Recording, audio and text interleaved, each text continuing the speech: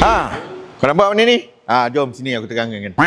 Assalamualaikum, salam sejahtera. Okey, kat sini kita ada satu Audi Q7. Okey, customer ni dia punya isu dia apabila dia drive dalam beberapa ratus kilometer, kita dah gauge lah dalam 300 kilometer macam tu 300 kilometer, tiba-tiba dia akan naik satu indikator engine oil level low. Kita cek semua tak ada leaking lah. Bila kita buka dia punya intake semua, kita dapati ada leaking. Kita do further diagnostic, kita dapati dia punya turbo lah. Ini turbo asal dia, tapi dah di repair lah. Okey, kenapa dia berlaku dekat turbo dia? Okey, dalam turbo ni sebenarnya dia ada dia punya seal. Turbo ni dia internal leak. Turbo ni satu dia perlukan minyak enjin. Okey, dia perlukan engine oil untuk lubricate komponen dalam ni lah.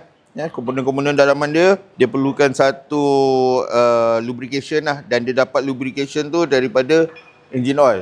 Dan apabila dia punya seal dia ni kat dalam ni semua dah leak, dia akan terus sedut sekali lah, terus masuk ke intake, masuk ke tempat pembakaran. Di situlah dia kehilangan minyak enjin dia. Apa yang kita buat, kita hantar, kita punya kepakaran kami lah, kita punya department kita untuk repair turbo. Kita repair turbo ni, apa yang dia buat, dia tukar dia punya shaft, dia tukar dia punya seal dia semua, and dia bersihkan balik lah. Dia sandblast semua, tengok kilat ni.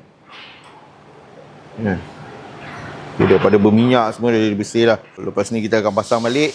InsyaAllah kita dia dah tak makan minyak lagi lah. Sebab kita dah test lah, tengok, check semua, enjin dia memang dalam keadaan elok. Yang tak elok dia punya turbo saja yang membuatkan makan minyak. Kepada anda yang memiliki kereta Continental, anda boleh datang kepada kami, Transmatic Auto Brands yang berdekatan di Cyberjaya dan Putrajaya. SAS.